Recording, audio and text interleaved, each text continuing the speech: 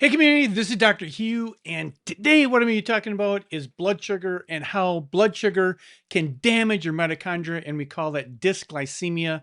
Clinically, I've seen this over and over and over and over. So if you're suffering out there with any kind of chronic illness, chronic disease, whether you've been damaged by antibiotics, whether you have fibromyalgia, whether you have brain fog, brain fatigue, irritable bowel, Crohn's disease, autoimmune disease, thyroid condition, you probably have some degree of sugar dysregulation. And the fancy word of that is just saying dysglycemia. So I'm going to get into this because when you have sugar dysregulation, dysglycemia, it damages your mitochondria. That's the most extensive thing, or the worst damage that's going to happen is it's actually going to damage your mitochondria.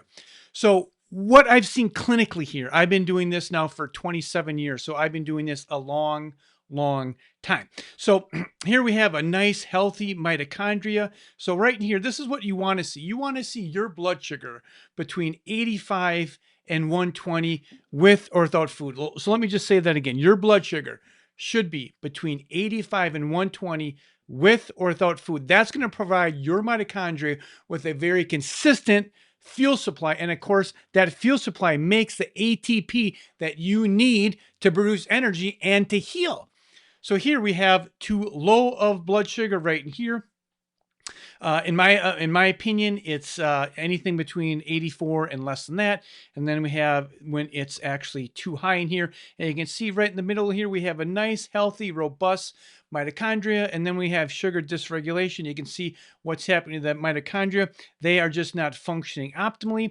And if you do not have optimally functioning mitochondria, you cannot produce energy. Not only can you not produce energy, you cannot produce intercommunication with the cells. So the mitochondria, they do lots and lots of things within your body. So in here, we have this saying right in here is when you have stable blood sugar equals better energy. So that's really critical. Now, in clinical practice, after helping thousands of people, I've come up with basically what I call the low-hanging fruit in getting well. Now, here's the thing. If you do not handle the low-hanging fruit, these three things, there's other things that I consider the low-hanging fruit, but this, what I've come up with, these are the three most important ones. And if these are not in place, if you don't have these in the optimal sweet spot, you will not get better. You can spend $30,000 on stem cell. You can spend $50,000 on stem cell. You can get PRP injections. You can take the fanciest supplements. But if you have the low-hanging fruit that's not being addressed, you will not get well. Now, I'm going to be handling one of the low-hanging fruit, and that is what we call the sugar instability right in here. This is the low-hanging fruit that we're going to be talking about here today. So what we want is we want stable blood sugars. We want healthy oxygen delivery, so you don't want to have any anemia in here that can cause fatigue, and then you don't want to have suboptimal low blood pressure. So what do I mean by suboptimal low blood pressure? That would be someone that has blood pressure of, let's say, 105 or 65. That's way too low because you need that pressure to push blood into the tissues for you to get well. So the low-hanging fruit, these are the three things that you do not want to miss, and we're going to be handling the blood sugar stability. So I love this visual. This is a great visual. So this is the glucose sweet spot. So where do we want this? We want this to be 85 to 120, and this is for the best energy and the best mitochondrial function. These are great graphics. So what we're really trying to do is we're creating stability in the glucose supply to the mitochondria, because it's the glucose that actually ends up making the ATP and producing energy. So in here we have, this is the nice sweet spot we want in here. And when this happens, guess what? We have nice, healthy, robust mitochondria, strong ATP, high energy, low oxidative stress, low damage. You're going to have steady energy, better focus, and smoother supply throughout the whole entire day. So consistent blood flow, consistent sugar to the mitochondria is absolutely critical. And if you have any chronic illness, I almost guarantee with 100% certainty, you're going to have a degree of what I call dysglycemia. What I want to show you right here is, this is one of my clients, and she just started recently. And she is very damaged, like damaged by the medical system, by antibiotics, extreme pain, muscle atrophy, every thing in the book you can actually, like she is very messed up. So one of the things, as we talked about, is she's just not eating enough, right? She's not eating enough, and she was in a chronic state of hypoglycemia. So if we look in here, we talk about this, and she's talking about how she's eating better, and guess what's happening? She is actually sleeping through the night. I've been sleeping through the night much better, even when we were sleeping away at a friend's family house. So the only thing she started doing is eating more, normalizing the glucose, normalizing the supply to the mitochondria, and she's getting better. She was sleeping in someone else's bed, and boom, what do we know? She is better. I said, this is a huge win. You were certainly 100% certainly in a hypoglycemic condition. So what I found here is when people have chronic illness, they just don't eat enough. They don't eat enough protein, and they're in a state of chronic hypoglycemia or dysglycemia. Now, this has been a game changer right here.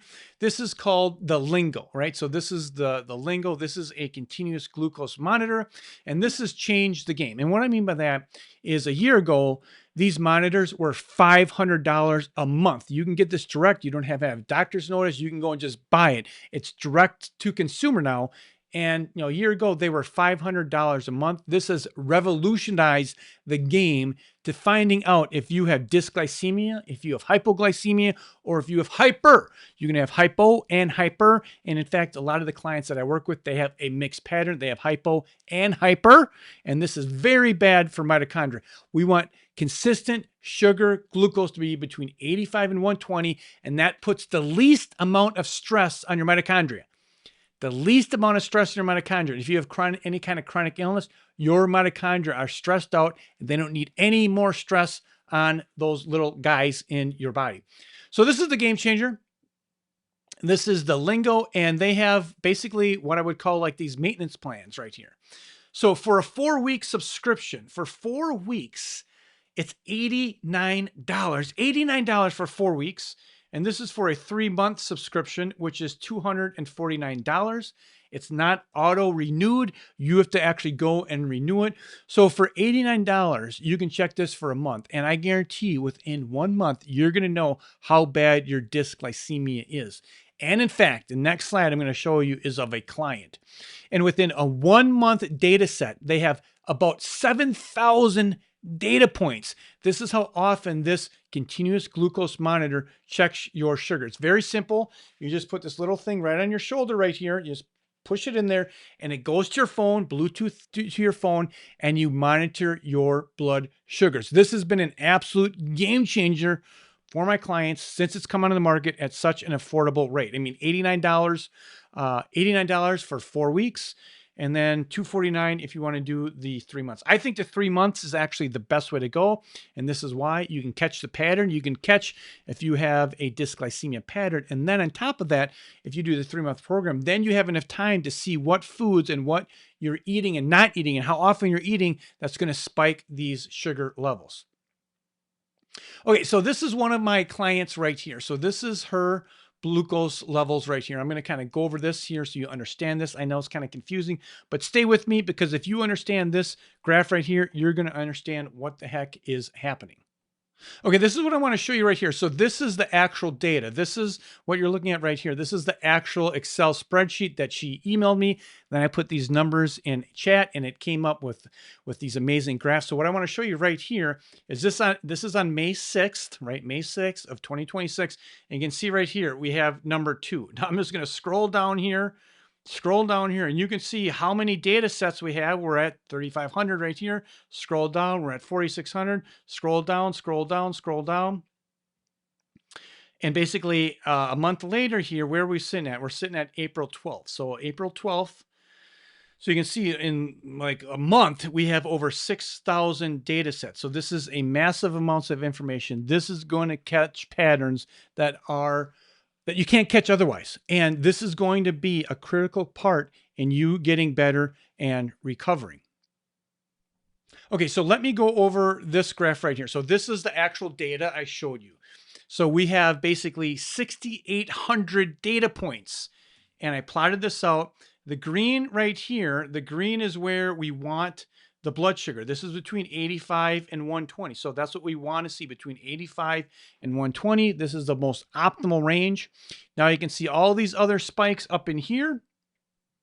This is above the 120, and this is below the 120. So what do we see here? If you just look at the graph, what do we see? We're seeing lots of hypo and hyperglycemia. This is a problem when it comes to mitochondria. So at the end of the day, what are these stats? 54% of the time, she's in the ideal range. 54%. That's it. 54%. 24% of the time, she's below 85. And, 25% she's below 85. And then 20% she's above 120. Her lowest level right here was 55, and then her highest level was 199. So when we look at this graph, out of the 6,800 data points, roughly 45% of the time, she's out of the ideal range, is between 85 and 120. So what does this mean to mitochondria? It means the mitochondria are under stress. They're damaged. They're not functioning. They have oxidative damage. This is not conducive to someone that has a chronic illness. Whatever illness it is you have, your body is not going to function optimally if you do not produce good ATP.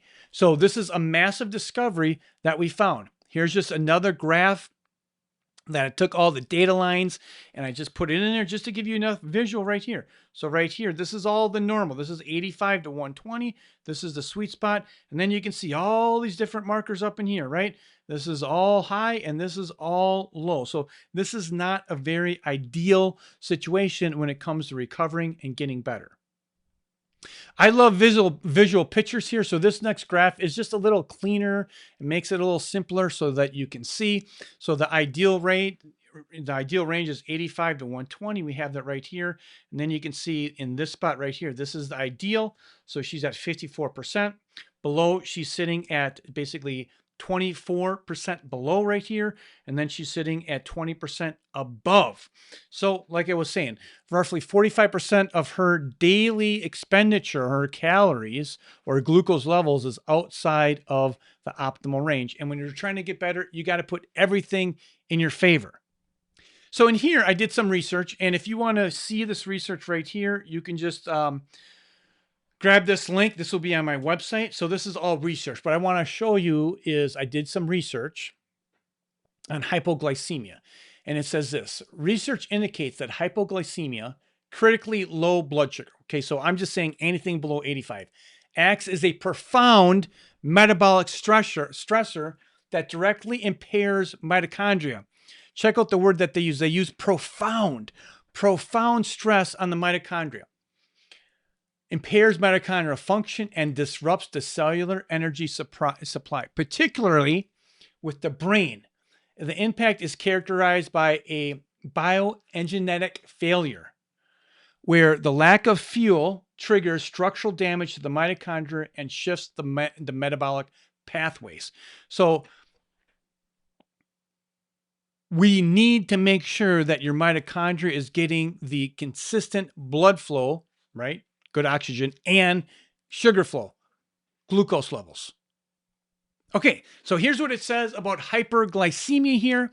It says hyperglycemia acts as a double-edged sword for cellular metabolism. While glucose is technically the primary fuel for the body, an oversupply of cascade of mitochondrial dysfunction is paradoxically leads to energy crisis. But does paradoxically mean? Like if you have more blood sugar, you should have more energy, but that's not how it works. There's an ideal sweet spot, right? So paradoxically leads to an energy crisis. Research published as recently as 2016 highlights the sustained hyperglycemia reshapes metabolic network, leading to structural fragments and impaired ATP synthesis across multiple organs. So if you have high sugar levels, this is going to affect every organ in your entire body. Here, I want to handle the hypoglycemia condition so you can see this. So this is hypoglycemia.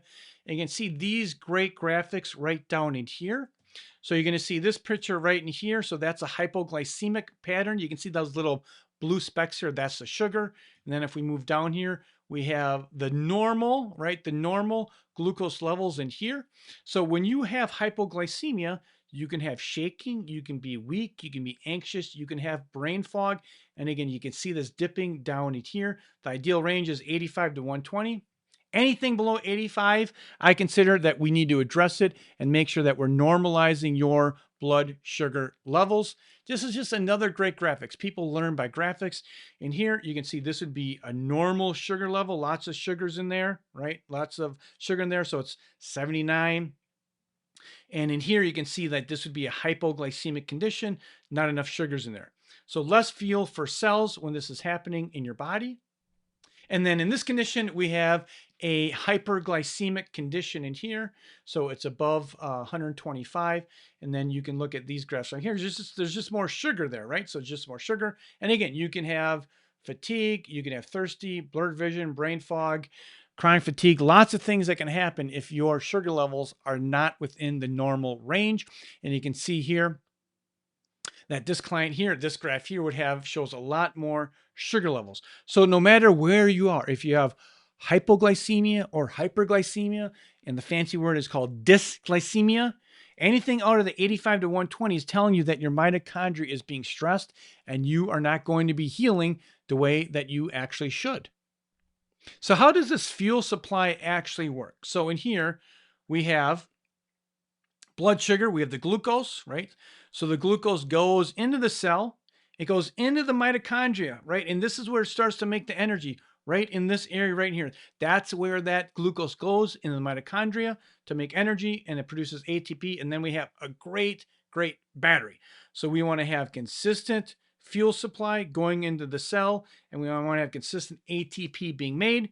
When it's too high or too low, this is the kind of crisis that we get over here. We have low battery energy.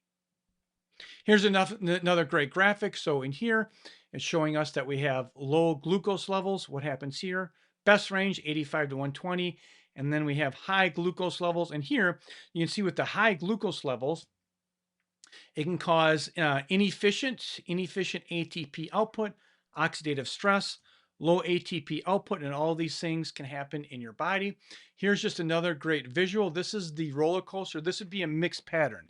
So what you're looking at here is a hypoglycemia and a hyperglycemic pattern, mixed pattern. So one of the things is, one of the big stressors is on your mitochondria is the high or the low sugar levels, and then the high sugar levels. That spike here between the high and the low, that is what really causes a lot of damage within the mitochondria. So in here, you can see that there's a big spike up in here, and then it drops low right in here. And there's just this roller coaster, right? This roller coaster is not well, and this is going to cause low AT production, a lot of oxidative damage, and then you're basically sitting on a roller coaster when it comes to your energy production. And this is just another great picture. I love these pictures in here. We showed you this picture before right here. Consistent, nice energy flow. 85 to 120. The mitochondria are getting enough glucose so they can make plenty of ATP. So at the end of the day, what do we have? We have the sweet spot, which is between 85 and 120. This is what we want to see. This is real critical for us to see that. So this is the critical spot right here. And you can see this is a great picture. Tons of energy, optimal metabolism. Everything is great. And then in here, the low glucose levels here between 80, lower than 85. We have low energy, we have fatigue and poor function. And up in here, when you have high, it's really a lot of oxidative damage, inflammation, oxidative stress, and poor function. So at the end of the day, you want to have your sugars between 85 and 120. I hope this webinar has brought some value to you and you can really see the impact on this. And clinically, I see this over and over and over, especially since I've been recommending the Lingo in the last 4 or 5 months since it's come to market. I'm catching lots of hypoglycemia and lots of hyperglycemia patterns. And this is one of the low-hanging fruits that if this is not addressed, you're not going to get better. I've had people spend $30,000, $40,000 on stem cell, and they come to me because they weren't better. And what do? We check their glucose levels, and what do they have? They have a severe hypoglycemia and a hyperglycemic pattern that no one checked. On top of that, they have anemia, and on top of that, the third thing is they have suboptimal blood pressure. These are all very simple, low-hanging fruits that you can actually do at home and figure this out. So if you enjoyed this content, content, please share, like this video, and give me a thumbs up. And we'll talk to you soon. Take care. Bye-bye.